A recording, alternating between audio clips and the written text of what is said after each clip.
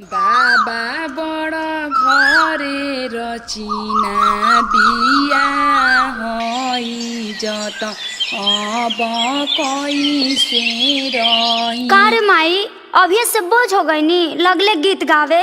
अरे ना बेटी ऐसन बात ना है। अरे ऐसे काहे बोला तारू, यही तो हमार पगड़ी है।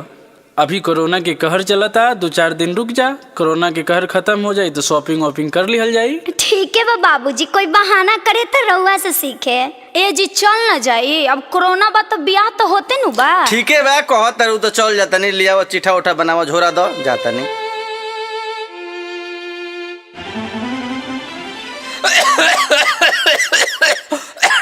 बाबूजी आ गइले। अरे माई देख देख बाबूजी आ गइले। अरे बाबूजी, ए बाबूजी, अरे क्या हो गई? अरे अरे समर, अरे देख बाबूजी की क्या हो गई बा। अरे डॉक्टर के बुलाओ जल्दी। ठीक बा भैया, लिया क्या होता नहीं। अरे यार ये तो कोरोना पॉजिटिव है।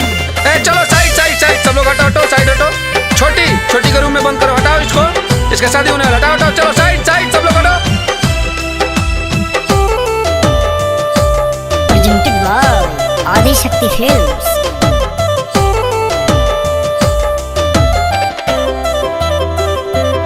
पापा रउआ जनी घबराई, हम बेटा के फर्ज निभाई।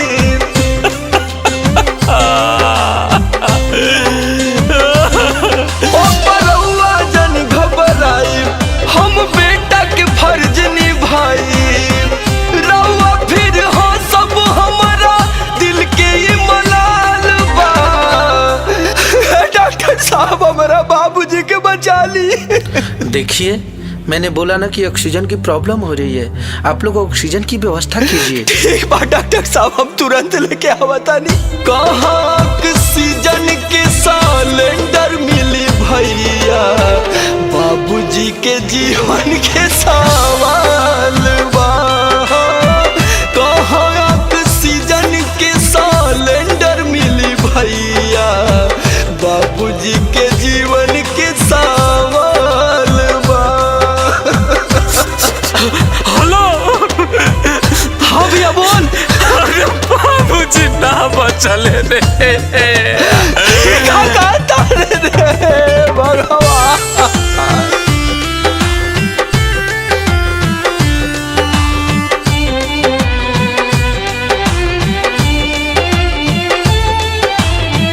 धन्य भगवान तोहर धन्य बाट लीला, अब तो इंसानो भी बनल जहरीला।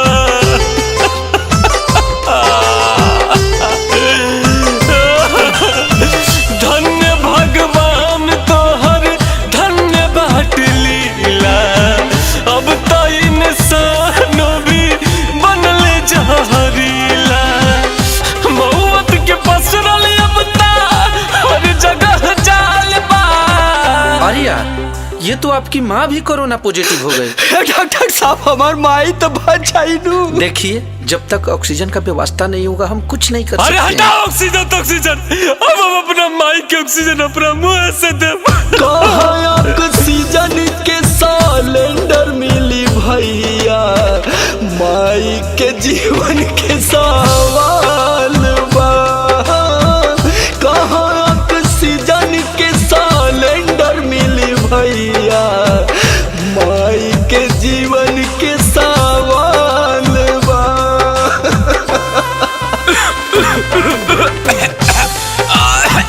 भैया तू काहे खोखा तू रे? तोरा के अगर कुछ हो जाए तो हमार देखभाल के करी, हमार ख्याल के करी।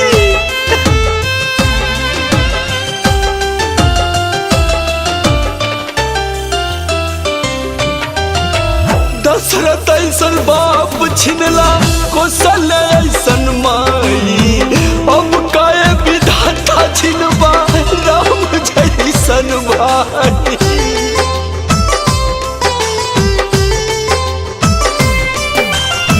दशरथ ऐसन बाप छिनला, कौशल्या ऐसन माई, अब काहे विधाता छिनबा राम जैसन भाई। सॉरी, आपके बड़े भाई को हम नहीं बचा पाए। समर रोशन अखिलेश कहाँ मौत के ढाल भा कहाँ ऑक्सीजन के सिलेंडर मिली भाई। अब तो पूरा देश के सवाल अरे बा। डॉक्टर, अब हमार गेट न खोला। अब तो हमार पूरा परिवार उजड़ गइल। बाप भाई माई सब हमके छोड़ के चल गए। अब तक खोला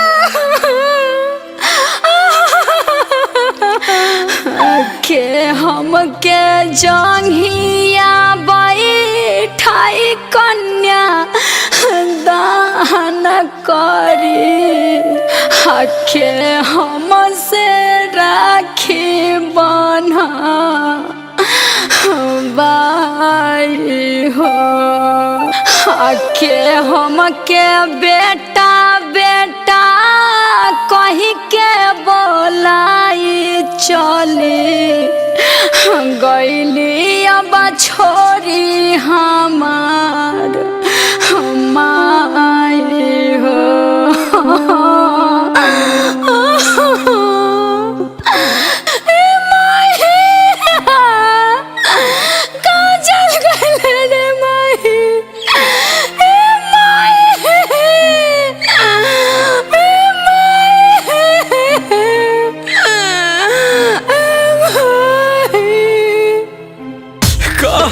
ऑक्सीजन के सिलेंडर मिली भैया, देशवा के जीवन के सवाल बा। कहाँ ऑक्सीजन के सिलेंडर मिली भैया, देशवा के जीवन के